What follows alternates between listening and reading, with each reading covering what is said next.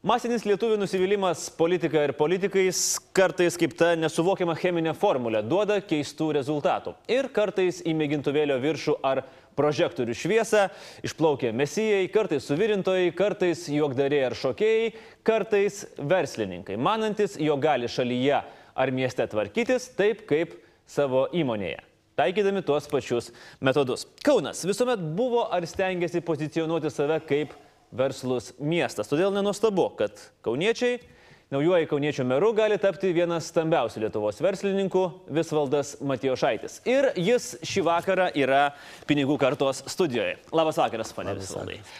Sakykit, kokį klausimą dažniausiai jums šiomis dienomis užduoda žiniasklaida? Ar jau turi tą sąrašą tokių?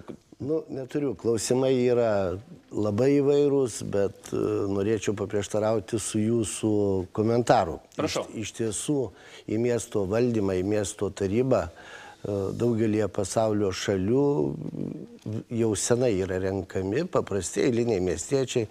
Nesvarbu, ar jie yra verslininkai, ar jie gydytojai, ar jie mokytojai, ar jie kultūros kažkokie veikėjai.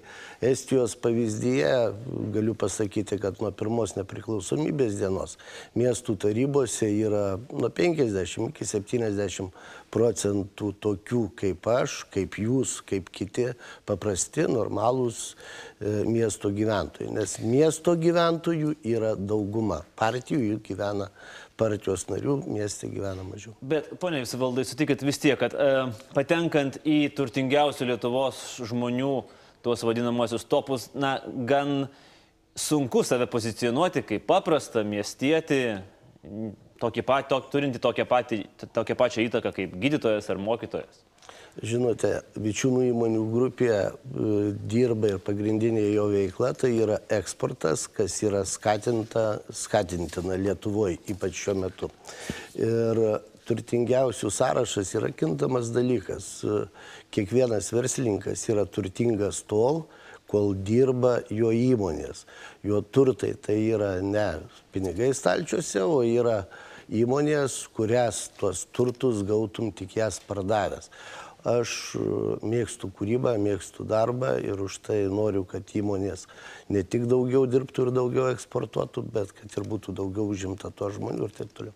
Jūs paminėjot keletą pavyzdžių - Estija, kitas vakarų Europos valstybės.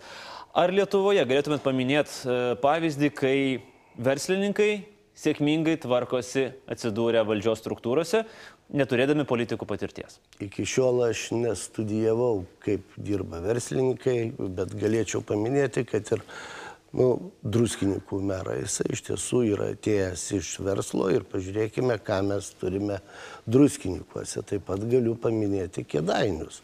Iš tiesų, jeigu pažiūrėsite ne tik centrinės Kėdainių gatvės ar kažkokį vieną objektą, apžiūrėkite visą senamiestį, jis yra gražus, geras, sutvarkytas. Yra daug pavyzdžių, kada į miestą žiūrima ūkiškai ir jos veidas pasikeičia.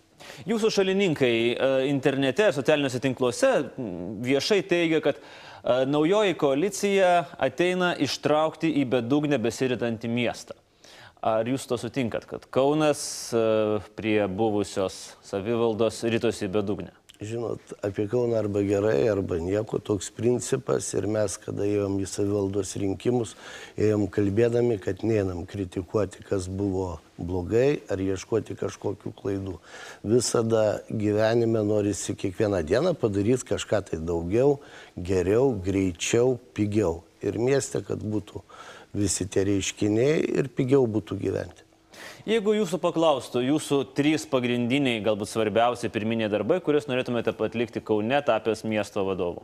Tada jau aš daugiau būčiau į partijų atstovą. Pas mus koalicijoje yra 4 partijos, jie daugiau tą pratę daryti, o pagrindinius darbus, kadangi koalicijoje esančios partijos pasiūlė man tapti kandidatu į miesto merus, tai norėčiau vardyti, kada būsiu išrinktas, o iš tiesų norėčiau peržiūrėti viso miesto valdymą, būtent vadybą, kaip savivaldybėje vyksta visi procesai. Lygiai taip pat visose valstybinėse įmonėse priklausančiose savivaldybėse, kaip vyksta, ar taupiai viskas yra daroma, ar viskas yra daroma, kad miestiečiui būtų mieste pigiau gyventi, ar miestietis atėjęs į savivaldą gauna atsakymą, ką jisai gali padaryti, ar kaip tradiciškai siunčiamas nuo Jono pas Petrą ir taip toliau. Iš tiesų, miestiečiai turi būti savivaldos darbuotojų darbdaviai. O jeigu apversim klausimą šiek tiek aukštyn kojom, jūs esate ne viename interviu minėjęs, kad esate kaunietis iki kaulų smegenų. Kaip kaunietis, ko jūs labiausiai pasigendat savo gimtajame mieste? Ko labiausiai jam trūksta galbūt? Kad Kaunui nieko netrūksta, bet tai, ką Kaunas turi upes, turi gražią Laisvės alėją, turi gražius teritorijas aplinkui, kad viską, ką Kaunas turi, būtų pritaikyta maksimaliai ten gyvenančiam žmogui ir kad kuo daugiau galėtų pritraukti turistų. Ar savivaldoje galima taikyti tam tikrus verslo vadybos metodus? Štai jau dabar žiniasklaida rašo, kad jūs reikalausit iš būsimųjų vicemerų gyvenimo aprašymų, tarsi tai būtų pokalbis dėl darbo, ir tai labai nustebino kai kuriuos įprastinius politikus. Čia yra šiek tiek iškreipta ir čia būtent jau spaudos žmonių toks gebėjimas pažiūrėti į viską iš skirtingo taško. Iš tiesų gyvenimo aprašymą jūs ir mano galite rasti viešoje erdvėje ir tai yra visada gerai, kada pradedi bendrauti ar kažką daryti bendrai, tu apie žmogų prieš tai pasiskaitai ir žinai, ką jisai gali padaryti.